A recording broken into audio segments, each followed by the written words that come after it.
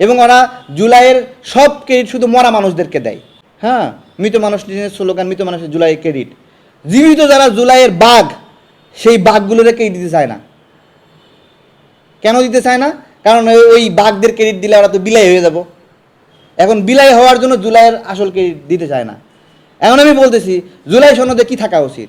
জুলাই সনদে জুলাইয়ের নিহতদের তালিকা, আহতদের তালিকা, তাদের কি ভাতা দেওয়া হলো, কতজনের চিকিৎসা করা হলো, এগুলো স্বীকৃতি, পাশাপাশি এবং জুলাই সনদে যে যে এলাকাগুলোতে বড় আন্দোলন হয়েছে, সেই আন্দোলনের কোন ছেলেটা সবার আগে দৌড়ে গিয়ে পুলিশকে দাবরানি দিয়েছিল, সেই ছেলেটাকে আনতে হবে।